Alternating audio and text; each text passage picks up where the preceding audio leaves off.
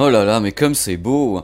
Bonjour, bonjour, bienvenue sur ma chaîne YouTube Pépé World. Je suis super content de vous accueillir en voix off pour débuter cette grande vidéo. Regardez toutes ces images. Alors, les images sont incroyables. Ce que vous voyez actuellement à l'écran, ce sont des panneaux acoustiques. Ils sont partout. Ils sont bien sûr dans les installations de particuliers pour de la hi-fi, pour du home cinéma. Ils se retrouvent partout autour de vous, dans des restaurants, des entreprises, dans des crèches, dans des bureaux. Ils sont camouflés ou ils sont visibles. Et moi je me suis dit, mais c'est pas possible, j'ai jamais rien fait sur les panneaux acoustiques sur cette chaîne, c'est la catastrophe. Alors du coup, hop, je suis monté dans la PP Mobile, direction Angers, dans le coin d'Angers, un petit village, pour rencontrer Dany et Thibaut. Ils sont tout jeunes, ils ont créé leur propre entreprise PYT Audio. Ils conçoivent et fabriquent en France des panneaux acoustiques et équipent beaucoup d'endroits, comme vous le verrez. On va les interviewer dans quelques instants, comme ça vous pourrez apprendre ce que sont les panneaux acoustiques et qu'est-ce que ça pourrait vous apporter. En effet, c'est une solution qui permet d'améliorer le son. Il y a des conditions, des tarifs et tout, vous allez tout savoir. C'est parti, embarquement immédiat. Ça va, Dany ? Très bien, et toi Pépé? Je suis en pleine forme, je suis content d'être là et justement tu vas passer le micro à Thibaut qui est à côté de toi. On a fait exprès à deux micros, ça leur fait un petit peu comme ça des échanges. Ça va Thibaut? Ça va super, et toi Pépé? Je suis ravi d'être là parce qu'en plus je suis chez vous avec du beau matos et on a plein de choses à dire parce que cette thématique, ça fait longtemps que je voulais l'aborder sur ma chaîne YouTube parce que depuis des années on me dit voilà tu parles d'audio, tu parles de tas de trucs, vous m'avez connu sur l'audio aussi, mais j'ai jamais pris le temps d'expliquer ce que sont les panneaux acoustiques et ce que ça peut apporter aux gens, et je vous ai sous la main et c'est un régal, c'est un super régal. Qui veut commencer avec ma première question qui est toute simple? Qu'est-ce qu'un panneau acoustique? C'est quoi? Alors pour répondre simplement à ta question, un panneau acoustique c'est un produit absorbant qui permet de réduire l'écho et la réverbération qu'on peut avoir dans un espace. Donc souvent en fait ce qu'on va faire c'est qu'on va prendre l'exemple d'un restaurant, puisque régulièrement c'est un endroit qui est très bruyant, où en fait on a un bruit de fond qui est important. Quand on essaie de parler, on voit bien que c'est compliqué, puisque voilà, il y a ce bruit de fond, ce fameux écho, ce brouhaha qui est très important et qui nous empêche en fait d'avoir une bonne intelligibilité de la parole. Donc on a du mal à s'entendre. Et donc les panneaux acoustiques, ça va permettre en fait d'absorber toutes ces ondes, tous ces sons qui sont émis dans la pièce, toutes ces voix, et de permettre de facilement parler et communiquer dans une pièce. Alors ma question, ça absorbe, mais quand ça absorbe, peut-être tout à l'heure Thibaut pourra répondre, ça absorbe toutes les fréquences, ça absorbe quoi? En fin de compte, ça t'évite l'écho, mais en évitant l'écho, est-ce que ça enlève pas d'autres sons que l'écho? Est-ce qu'on n'a pas quelque chose qui est appauvri? Alors effectivement, on va absorber des fréquences plutôt médium et aiguës. Donc ça va permettre principalement de traiter en fait tous les problèmes au niveau des voix notamment. Et après on va avoir d'autres produits comme des bass traps qui vont permettre d'absorber des bass traps. Des basses trappes. Tu m'expliques ce que sont les basses trappes, s'il te plaît, Dany, ou tout à l'heure Thibaut va le faire? Alors les bass traps, c'est un anglicisme qui signifie piège à basse. Donc on va traiter les basses fréquences, donc les fréquences graves.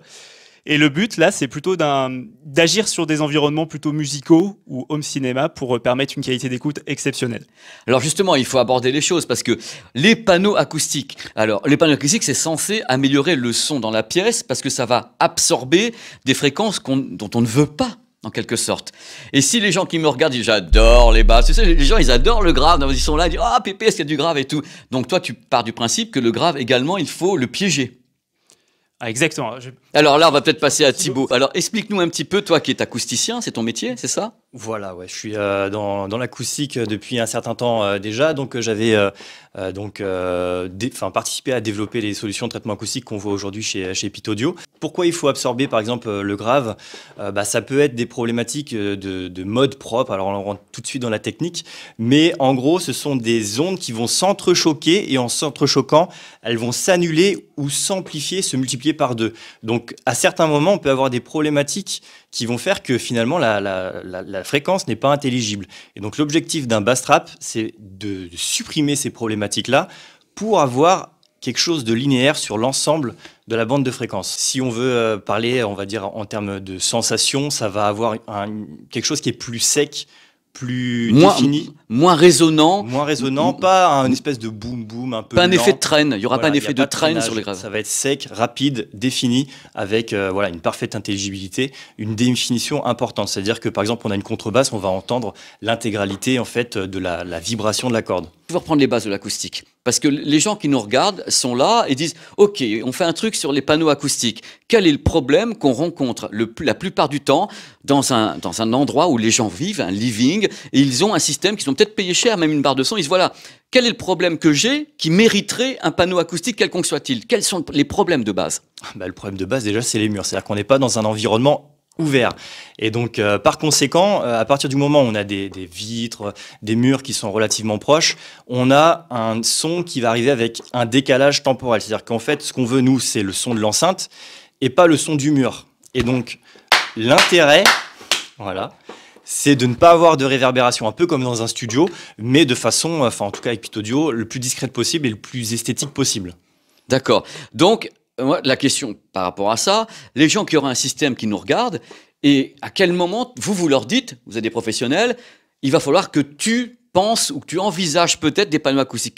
Quel est le signe avant-coureur disant que, bon, écoute, là, comment te dire, t'as foutu du fric. Je ne parle pas de ce matériel qui est ici qui vous fait rêver, mais il n'y a pas que ça. Il y a des gens qui ont des matériels plus modestes, entre guillemets, et qui, à quel moment est-ce qu'on dit aux gens, bah là, si tu avais des panneaux acoustiques, ça serait mieux. Quel est le signe avant-coureur? Déjà, on ne s'adresse pas que à des personnes qui ont des systèmes hi-fi ou des cinémas privés, par exemple. On va s'adresser tout simplement à des gens qui ont parfois des grandes pièces avec beaucoup de volume, ou même des plus petites pièces, mais qui sont inconfortables lorsqu'on parle simplement. Il y a quelque chose qui nous dérange. On n'arrive pas à se comprendre forcément dès lors qu'on est entre amis, dès lors qu'il y a des enfants. Je sais pas, une petite bille qui tombe, les assiettes quand ça fait cling-cling, c'est désagréable. À partir de ce moment-là où on a une sensation d'inconfort, on peut considérer qu'on a certainement besoin d'une petite correction acoustique, voire plus. Et ça, c'est valable pour n'importe quelle pièce. Tu as parlé des vitres. Moi, je te parle également du marbre, du parquet, de la hauteur, de l'épaisseur des murs. En fin de compte, tout rentre en compte. C'est vrai que souvent, en fait, tout ce qui va être surface en dur, donc comme des carrelages, du marbre, de la pierre, voilà, ça va vraiment être des éléments qui vont faire que ça va réverber, parce que c'est pas des matériaux qui absorbent. Donc à l'inverse, des pièces avec de la moquette, des tapis, des panneaux acoustiques, ça va vraiment permettre de faire un piège à son, entre guillemets, pour permettre d'avoir une bonne acoustique. Alors moi je te réponds tout de suite parce que les gens ils me disent et si je tapisse ma pièce de moquette? Dans ce cas-là tout est formidable parce qu'il m'a dit la moquette absorbe. C'est vrai, mais comment elle est foutue? Alors, il faut savoir que chaque matériau a des propriétés d'absorption qui lui sont propres. Et une moquette, ça va absorber un petit peu, mais ça va pas être aussi pensé pour absorber qu'un panneau acoustique. Dany, mais tu m'as pas tout dit encore. Je suis sûr que tu m'as pas tout dit. Regarde. Non, exactement. C'est vrai qu'on parlait de propriétés d'absorption acoustique et en fait, il y a un coefficient qui permet de savoir l'efficacité d'un matériau. Donc, c'est le fameux coefficient alpha Sabine qui va de 0 à 1. Et donc à 1, ça veut dire que le matériau, il absorbe complètement et à 0, il n'absorbe pas du tout. Et donc voilà, en fait, pour savoir si un matériau va absorber, il faut se référer à cet élément que certains fabricants peuvent vous fournir.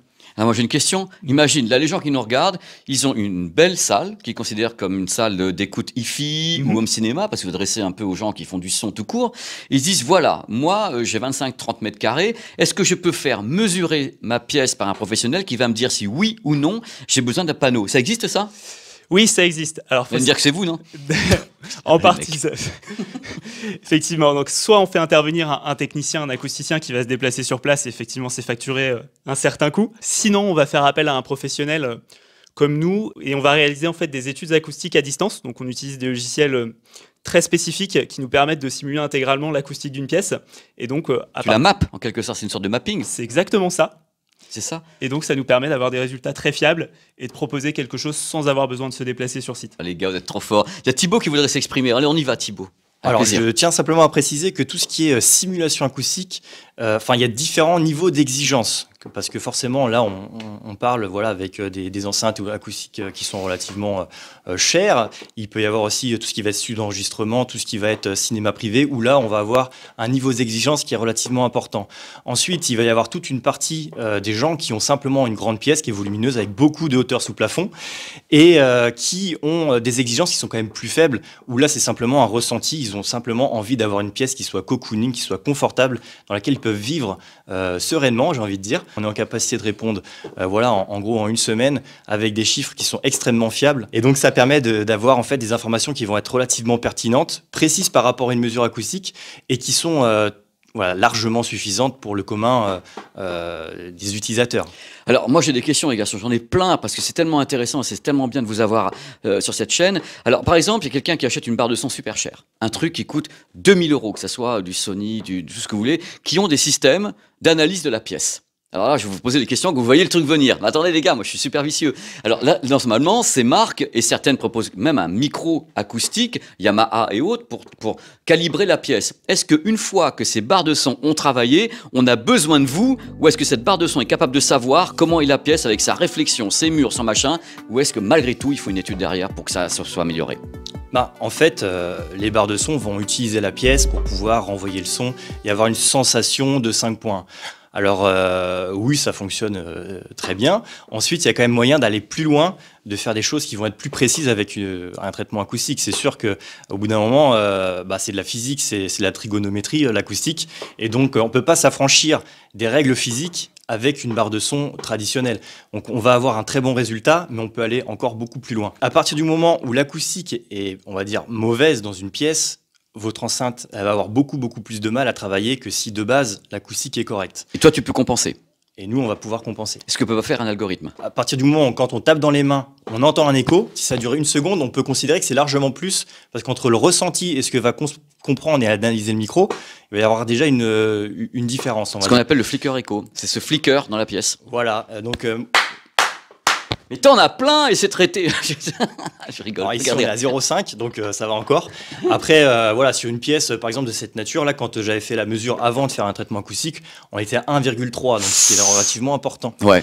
Alors pourquoi on était sur une valeur qui était relativement importante? C'est parce que j'ai des murs qui sont en gros en pierre, on est dans une maison ancienne, du parquet, des vitres, et finalement très peu, voire pas du tout de matériaux absorbants. Donc c'était catastrophique, inécoutable.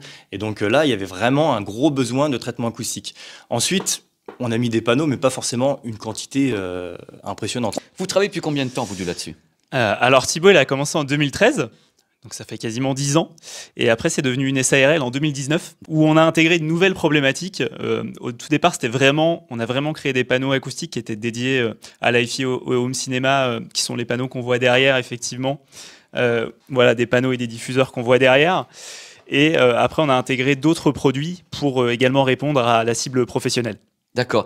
Et quand tu dis intégrer d'autres produits, est-ce que par exemple, vous, l'arrivée, parce que toi, tu as commencé en 2013, est-ce que l'arrivée, est-ce qu'on a vraiment des signaux multicanaux, donc comme le DTS X ou le Dolby Atmos, ça a aggravé le truc, parce que le Dolby Atmos étant censé balancer carrément dans l'espace, que c'est pas encore plus compliqué d'éviter la réflexion sur un système qui travaille avec de la 3D audio? C'est pas pire? Si on regarde simplement les cinémas professionnels, on voit qu'il y a en gros de l'acoustique partout, c'est-à-dire voilà, sur les murs, sur le sol, au plafond. Donc en fait, c'est tout simple, plus on multiplie le nombre de canaux, plus on va avoir de réflexion primaire.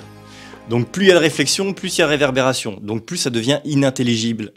Donc ça devient vite problématique. Donc plus on a de canaux, plus on a besoin finalement de traitement acoustique d'une certaine manière. Mais c'est bien parce que là, on guide vraiment les gens. Parce que le truc, c'est que avec cette chaîne, les gens qui nous suivent s'aperçoivent maintenant des progrès faits au niveau de ce qui est proposé au public. Avant, on n'avait pas du Dolby Atmos et autres. On s'aperçoit que les fabricants tentent de trouver des compensations avec les micros, avec les systèmes algorithmiques. Mais malgré tout, si la pièce a un problème, elle gardera une signature qui a un problème si vous ne compensez pas, si vous ne travaillez pas dessus. Et le truc maintenant, il faut qu'on parle des produits. Alors, les panneaux acoustiques, il y en a plusieurs sortes. Pour piéger ça, ils ont plusieurs formes. Tu m'expliques un petit peu tout cet univers? Oui, alors nous, on va proposer 3 types de panneaux acoustiques. Donc des panneaux acoustiques en fait multicouches, multidensité, qui est la première gamme qu'on a proposée, qui vont reposer en fait sur une technologie plug and play. Donc en fait, on a des velcro à l'arrière du panneau qui permet de les positionner comme on souhaite et de les déplacer simplement et facilement à notre guise. Oui. Ça veut dire, j'arrête tout de suite parce que je me mets à la place des gens. Alors, les gens, tu leur dis, OK, on va vous mettre des panneaux. Alors, les gens disent, on les positionne facilement. Où? Comment on sait où les mettre? Alors, alors là-dessus, nous justement, c'est ce qu'on disait tout à l'heure. On accompagne nos clients sur une étude technique pour justement leur dire exactement combien de panneaux acheter, où les placer. Et justement, le résultat acoustique qui peut être obtenu via le logiciel de simulation acoustique dont on parlait tout à l'heure. Donc vous prenez les clients par la main, entre guillemets, vous dites voilà, tu as une problématique, nous on va t'aider, alors tu as pour cela plusieurs types de produits que tu vas préciter, donc tu en as cité un, et les 2 autres c'est quoi? Exactement, donc la première gamme c'est notre gamme SMAD, et après on va avoir 2 autres gammes, une gamme Aphonum, qui est en fait qui sont des panneaux acoustiques constitués de bouteilles en plastique recyclé. Pardon? Vous pouvez répéter la question? Alors donc tu as des panneaux acoustiques qui sont donc recyclés. C'est génial. Exactement. Donc voilà, on est vraiment sur de la bouteille en plastique recyclé et ça nous permet de donner des formes très spécifiques au panneau. On les voit à l'écran là actuellement. Exactement, donc ça c'est un panneau qui est paramétrique, donc ça donne des effets de volume, c'est vraiment pour que ça s'intègre facilement dans une pièce où on a vraiment travaillé l'aspect décoratif. Et on peut également donner des formes vraiment très spécifiques à l'aide de ces panneaux, on peut faire des gaufrettes, on peut vraiment donner des tas de formes. L'idée c'est vraiment que notre imagination soit sans limite. Mais je t'arrête. Parce que le truc, c'est que, peut-être que Thibaut pourra répondre pas, je sais pas. Quand moi, les panneaux acoustiques dans ma tête, c'est ceux qu'on voit à l'écran. Donc ceux qui sont comme ça. Et là, tu me parles de quelque chose qui est très très beau, qui fait partie justement de recyclage, donc c'est génial pour la planète. Mais est-ce que ces panneaux-là ou ces panneaux-là ont le même travail acoustique ou c'est des choses radicalement différentes pour des pièces différentes? Donc il y a la gamme SMAD au départ, c'est pour le passionné de hi-fi, home cinéma, tout ce qu'on veut. L'objectif, c'est de faire du plug and play, de s'amuser avec le panneau et de découvrir un peu l'acoustique. Donc le placer, le déplacer, trouver les points de réflexion primaires, ça c'est très facile. On a fait des tutos sur le net. Donc l'objectif, en gros, on a un miroir. On sait déterminer la réflexion primaire avec ce miroir-là. Comment on fait? On s'assoit sur son canapé et quand on voit l'enceinte dans le miroir, quand il est plaqué contre le mur, c'est la réflexion primaire. Donc ça, on peut pas faire plus simple. C'est comme ça que ça fonctionne l'acoustique, c'est la trigonométrie basique. C'est presque la gamme la plus grand public que vous pouvez proposer. C'est la gamme la plus grand public, c'est celle qu'on a développée au départ pour simplifier l'acoustique. Parce qu'en fait, les problématiques, c'est la difficulté qu'on peut ressentir dans une correction acoustique. Qu'est-ce qu'on met? Où est-ce qu'on le met? Pourquoi on le met? Est-ce qu'il faut travailler sur cette fréquence? Pourquoi? Comment? Il faut faire venir un acousticien, ça coûte combien? C'est quand même pas donné à tout le monde. Donc l'objectif, c'était de faire un produit versatile, simple, pratique. Donc tu as musical. Absorbe, c'est-à-dire tout ce qui fait que la pièce peut avoir des problèmes d'écho, parce que c'est l'écho. On va être vulgaire, c'est l'écho qui est la merde. Parce que quand on en acoustique, c'est quand même quelque chose qui est grave. L'écho, c'est terrible. Et tu as quelque chose qui est, entre guillemets, rayonnant, qui va renvoyer, qui va amplifier, qui va bonifier. Quel est le mot employé par rapport au son? Ça va ça l'enrichit. L'enrichir. Ça apporte de la dynamique, ça apporte de l'énergie, ça va apporter de la dynamique, ou plutôt de la définition, si on veut. L'idée d'un diffuseur, en fait, c'est de, comment dire, si on faisait une écoute, ça replacerait les gens dans l'environnement, c'est-à-dire que quand on a un système hi-fi ou un cinéma privé, on peut définir quasiment avec le son, en fermant les yeux, où se positionne la personne. Est-ce qu'on peut associer dans une même pièce, vous l'avez déjà fait, des absorbants, donc des panneaux, ainsi que vos diffuseurs? Dans la même pièce, c'est possible? Complètement, ouais. L'objectif, c'est de proposer une écoute qui soit à la carte par rapport à la qualité d'écoute que souhaite le client. L'idée avec ces panneaux-là, c'est de pouvoir aussi choisir son acoustique par rapport à ce qu'on aime en termes d'écoute. Donc l'absorbant, ça va, on va dire, déjà supprimer les défauts de la pièce, et ça va aussi, on va dire, repositionner les instruments, repositionner la personne qui chante dans l'espace. Avec les diffuseurs, ça va rapporter un côté énergie, un peu plus live, un peu plus dynamique, un peu plus rapide, et un côté plus naturel, je dirais. C'est génial. Et tu avais un troisième produit? Exactement. Donc c'est la gamme Mutum, qui est là aussi façonnée à partir de matériaux recyclés. Donc c'est un matériau finalement qu'on a tous chez nous. C'est du jean recyclé qu'on utilise. Génial. Et on va même un peu plus loin sur le Mutum Eco. On utilise également du carton recyclé, un carton alvéolaire recyclé, recyclable. Et voilà, on est sur un produit sur l'imprimé 95% français, recyclé et recyclable.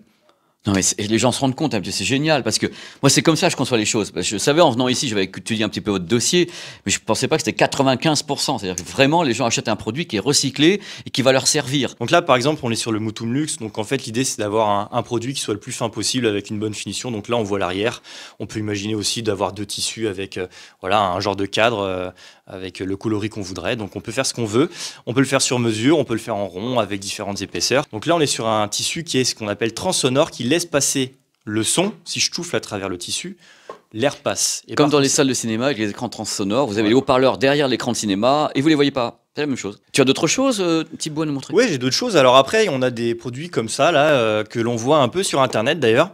Donc ça, c'est des produits qui sont donc avec une base avec de la bouteille recyclée et avec finalement des lattes de bois. Donc pour pouvoir apporter un côté déco. Alors contrairement à ce qu'on voit sur le net, c'est pas des produits qui vont avoir une bonne performance acoustique et qui vont fonctionner comme ça. Nous on apporte, comme on le sait, donc j'irais le côté conseil, et on va avoir tendance à proposer une surcouche d'isolation derrière, c'est-à-dire qu'on va rajouter le principe actif derrière ça, donc en faisant voilà, un calpinage spécifique pour apporter des performances qui soient bonnes. Ça pèse une blinde et en fin de compte, c'est un bass trap. Ah, enfin. Le fameux bass trap. Alors nous, on n'est pas sur un bass trap comme on voit à mettre dans les coins, etc. Parce qu'en fait, les problématiques majeures, je dirais, du grave, c'est les modes propres, les ondes stationnaires. Donc un mode propre, qu'est-ce que c'est? Donc c'est une fréquence, notamment dans le grave, qui va se balader d'un bout à l'autre de la pièce et qui vont, je ne sais pas si on peut voir l'image de la piscine. Voilà, qui quand on met une bouée au milieu sur voilà, une piscine ronde, ça amplifie l'énergie et on se retrouve avec une grosse vague au milieu. Donc c'est un peu le même principe quand on est assis sur son siège. Le grave, il va se balader dans la pièce et au bout d'un moment, il va faire une grosse vague ou alors il va faire un gros creux. Et donc le bass trap, lui, il a pour fonction en fait de supprimer cette redondance en fait. Ce mouvement, oui, je vois très bien. Mouvement. Ouais. Voilà. Donc un bass trap laminaire, ça va se mettre plutôt soit au fond, dans le sens, derrière les enceintes, soit derrière soi. C'est fait en béton et en fait, ça va fonctionner sur deux aspects, c'est-à-dire l'effet membrane. Donc en fait, c'est une sorte de vibration de la plaque qui va faire que ça va atténuer donc le grave. Et là, on voit qu'il y a des trous à différents endroits qui vont être en fait des résonateurs de Helmholtz. Donc en fait, le son il rentre dedans. Les trous sont accordés et vont absorber. Alors, est-ce on peut parler de l'intégration, de la décoration? Ça peut faire peur aux gens. Vous avez des couleurs, vous avez la possibilité de mettre, je sais pas, des caches, des trucs comme ça pour que les gens aient un intérieur adapté à ce qu'ils veulent, c'est ça? Alors exactement. Donc en fait, c'est comme on disait en préambule, on se distingue par vraiment deux choses principales. Donc l'aspect écologique sur certaines gammes et puis également l'aspect décoratif. Donc sur l'aspect décoratif, on peut proposer, comme je l'ai dit tout à l'heure, des formes vraiment spécifiques sur les panneaux. On va également proposer de nombreux coloris. Donc sur la gamme Mutu notamment, on peut proposer plus de 400 coloris avec également une impression. Donc on peut faire à peu près ce qu'on veut. Nous, on travaille aussi avec, par exemple, du cuir de liège. On fait de la micro-perforation sur tout type de support. Mais tout est possible. Dans ce cas-là, est-ce que ces matériaux, il y en a un qui est meilleur que l'autre par rapport à ce que vous voulez ou est-ce qu'ils sont tous peu ou prou équivalents? Ils ne sont pas tous peu ou prou équivalents. Ils vont avoir des grosses variations de performance en fonction du type de support, en fonction de la nature des trous, en fonction est-ce que le tissu est résistif, donc est-ce qu'il fait rempart à l'air. Vos clients principaux, est-ce que ce sont des gens qui ont de la hi-fi, du home cinéma? Vous avez des entreprises, j'ai vu des restaurants, vous avez, je sais pas moi, des gares, ou je sais pas, quels sont vos clients? Alors on a beaucoup de clients différents, effectivement. Donc déjà, tu en as cité un certain nombre. Je me suis renseigné avant de venir. Vas-y. Donc on va travailler avec du particulier, du professionnel, comme on a pu le dire. On va également travailler avec des administrations, notamment en raison de la gamme écologique qu'on peut avoir. Donc on va travailler avec des restaurants, des crèches, vraiment tous les environnements en fait où il y a du bruit, où il y a des personnes donc, qui vont créer des problématiques de bruit. Donc ça peut être des écoles également. C'est vraiment très variable. Ça peut être du home cinéma comme on en a parlé tout à l'heure, des salles dédiées à la musique, des audiophiles, des studios d'enregistrement. Ça peut nous arriver d'en faire également. Vous faites aussi des studios d'enregistrement, ça c'est fabuleux, mais c'est normal. Il faut travailler ça. Tu peux pas te permettre dans un studio d'enregistrement de pas avoir ça. Et si on parlait des choses qui fâchent, parce qu'il faut parler un petit peu, Thibaut, de tutune, de tunas, c'est parce que ça coûte un petit peu cher tout ça. Le ticket d'entrée, c'est quoi pour une pièce moyenne où les gens auraient déjà un beau matos? Disons que déjà, ça dépend si on met la phase d'étude en amont, qui coûte quand même, on peut le dire, assez cher. Et puis après, ça dépend. T'as pas des prix d'ailleurs. Ouais, parce que pour les gens. Je dirais que nous, la première étude, la plus basique, l'étude Sabine, pour moi, il faut le faire systématiquement, c'est 79 € TTC et on la rembourse sous condition d'achat. Donc déjà, ça se destine au plus grand nombre. Voilà. Qu'on ait un système ou pas, d'ailleurs. On teste la pièce. Pardon, c'est ça. On fait la simulation, on voit ce que ça donne, quelle surface il faut et après, on fait un devis pour déterminer le prix exact. Enfin, le prix exact par rapport à différents critères, évidemment. Après, une étude plus poussée où il faut se déplacer, il faut faire un rapport, etc., il faut compter à peu près 1 500 €. Je m'y attendais. Et si on veut un résultat professionnel type studio d'enregistrement, c'est à partir de 5 000 €. Et ça va dépendre beaucoup du cahier des charges du client. Mais là, tu parles du principe studio d'enregistrement, mastering. Moi, je me remets dans la position où des gens qui nous regardent, je sais, je vois des magnifiques photos de mes abonnés qui ont des systèmes hi-fi très haut de gamme ou du haut de cinéma ou des salles cinéma déjà qui sont 30-40 mètres carrés. S'ils veulent faire ça, le ticket d'entrée, c'est quoi? C'est 1000, 1500. Tu peux même pas répondre. 2000 €, 3000 €. 1500 €, c'est vraiment le minimum, je dirais. Voilà. Oui, mais ça, je m'y attendais. Je connais ces tarifs. C'est presque des produits de secteur pro que vous vendez. Voilà. Moi, je les voyais avant en professionnel. Ils sont maintenant en grand public. Mais il y avait que les pros qui utilisaient ça. Il y avait que mes potes pros. Voilà, après, en fait, ça dépend forcément des résultats qu'on a pu faire dans la simulation. Mais en général, voilà, on essaye de supprimer les réflexions primaires, les réflexions secondaires. On porte une attention sur comment on va gérer l'énergie dans la pièce. Donc, il va falloir quand même 2-3 panneaux à différents endroits pour pouvoir être relativement pertinent. Après, plus on va avoir des exigences importantes, plus on va monter, et plus on va avoir une pièce qui est volumineuse, plus ça va monter aussi. Donc il peut arriver d'avoir des pièces qui ne sont pas dédiées à la base, qui peuvent atteindre des prix en termes de traitement acoustique qui vont être autour des 10, 15, 1000 euros. Bah, c'est normal, la pièce n'est pas faite pour ça. Donc à la base, on part d'un terreau, si je peux dire, de la pâte à modeler, il faut tout faire. Donc on part à zéro sur une pièce qui n'est pas faite pour ça. Mais dans tout cas, je savais que je voulais finir la vidéo avec ça parce que je voulais pas commencer surtout avec ça. Harakiri. Ça dépend bien sûr du système que vous avez. Si vous avez un petit système ou une petite barre de son, je veux pas dire qu'il faut pas, mais quelque part, c'est quand vous commencez à avoir un système que vous avez déjà payé cher. Faut qu'on soit conscient. Vous avez déjà payé un système hi-fi ou home cinéma qui coûte déjà une blinde. Le ruinez pas avec la pièce. Bah, disons que souvent on voit quand même beaucoup de gens qui ont des super systèmes hi-fi, qui mettent beaucoup d'argent dans les câbles, alors que la base d'un système hi-fi, ça reste l'environnement dans lequel il est. Si on travaille dans une véranda, et ça nous est déjà arrivé, des vérandas, c'est assez difficile déjà d'avoir un résultat qui soit cohérent, mais il faut bien se rendre compte que le système ne peut pas atteindre son haut potentiel sans une acoustique qui est correcte. Tout est quand même lié à la somme que vous avez déjà mise dans le matos ou que vous voulez mettre. Je crois que c'est super important. Vous pourrez conclure là-dessus parce que je pense que la vidéo, j'espère dans tous les cas, grâce à vous deux, a appris des choses aux gens. Mais à chaque fois, on parle de systèmes qui sont, enfin, de solutions qui sont quand même onéreuses et qui cadrent également avec des desiderata de clients et surtout l'investissement de base, il est là. Qu'est-ce que vous avez chez vous? Est-ce que déjà, si vous avez des gros budgets pour acheter du matériel, évidemment, ce que vous proposez vous derrière va être dans une cohérence. Si vous prenez une barre de son à 1000 euros et dites je vais foutre 2000 euros de panneaux acoustiques, je vais toujours vous dire essayez déjà de faire grossir le système. Tu vois, c'est toujours compliqué, le compromis est difficile. Bah, c'est sûr. Alors, là, on parle de système hi-fi ou de cinéma privé et des choses comme ça. Donc là, l'acoustique, c'est indispensable. Ça, c'est une certitude. Ensuite, encore une fois, on travaille aussi avec des gens qui ont simplement des grandes pièces et qui veulent vivre paisiblement chez eux, donc sans avoir à hausser le ton. Et donc là, en fait, simplement, si vous avez un grand volume de pièces, donc je sais pas moi, une pièce qui fait 50 mètres carrés avec 5 mètres de hauteur sous plafond, parce que vous avez une mezzanine, parce que les volumes sont... Alors ça, c'est hyper compliqué à vivre au quotidien lorsqu'on a des enfants, tout simplement. Déjà, si on s'entend parler, c'est mauvais signe. Bon, écoutez, franchement, les gars, ça a été un plaisir. Vraiment un plaisir. J'espère que les gens qui nous regardent ont eu des réponses aux questions. On a essayé de faire le maximum de choses. C'est monté, on a tourné très longtemps parce que je voulais vraiment que les gars qui s'expriment et c'était tellement génial. Merci Dany. Plaisir partagé, Pépé. On espère que tu as apprécié. J'ai appris des trucs parce que bon, je me suis renseigné, ça m'intéresse, l'audio, je suis dedans depuis que je suis gamin, mais j'ai encore appris des trucs avec vous. Donc c'est top. Merci Dany et merci Thibaut. T'as été top aussi. Merci beaucoup d'être passé, c'est hyper gentil. C'est normal et je pense j'espère qu'on a rendu service aux gens parce que l'idée de cette vidéo c'était de leur rendre service pour en même temps démystifier quelque chose dont ils entendent peut-être parler et on ne sait pas ce que c'est. Moi j'espère qu'on a essayé de vulgariser au maximum et que vous avez pu comprendre nos propos et l'intérêt que ça peut avoir. Voilà, quand vous avez du matos, autant essayer d'exploiter au mieux. Ça coûte un petit peu mais après, du miel pour les oreilles. Du miel et plus encore. Et plus encore. Merci messieurs, c'était un plaisir. Ciao. Salut. Ciao, ciao, ciao. Thibaut, dis-moi, il y a un truc, je suis certain que les gens qui nous regardent doivent se le dire, l'isolation phonique. C'est-à-dire tu as un appartement qui est récent, quelquefois on a installé une belle isolation phonique. Est-ce que c'est pas déjà une façon d'absorber des sons d'un système sans que ça parte de tous les côtés? Alors ça c'est un gros sujet parce que on confond souvent les deux. La correction, les bruits aériens et l'isolation phonique. L'isolation phonique, c'est complètement différent de le traitement acoustique. C'est-à-dire qu'en gros, l'idée, c'est de faire en sorte que le son ne rentre pas ou ne sorte pas de la pièce.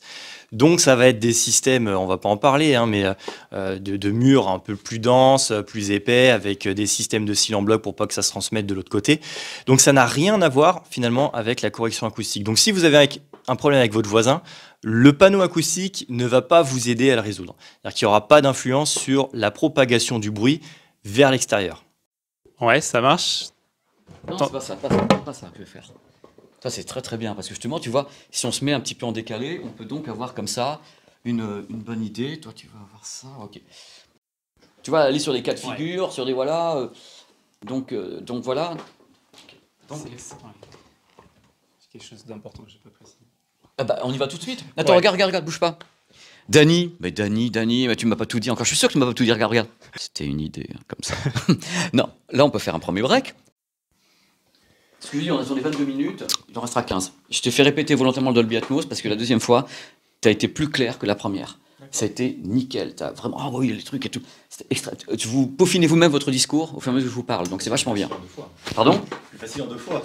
Bah, On a eu les idées qui sont montées entre temps. voilà. Donc n'hésitez pas à revenir sur quelque chose parce qu'il y a du montage. Dès que tu sens que tu es sur le parquet, ça veut dire que tu as bougé. Ok? Je vais me tenir. T'inquiète pas, Thibaut. Voilà. Je suis pas inquiet, là, ça va. Non mais là, Je suis vous êtes. détendu quand même, non Hein? Je suis quand même plus détendu que tout à Ah, l'heure. mais vous êtes vachement bien. C'est encore une fois que si vous bafouillez ou il y a un truc qui va pas, vous attendez pas que je vous le. Enfin, vous refaites la phrase en entier parce que montage, c'est pas gérable. Ouais, c'est ce que tu C'est-à-dire, disais. vous prenez le temps, même vous faites ça. Pépé, je vais reprendre. Et je voulais vous dire, mais pour le monteur, ça va être nickel.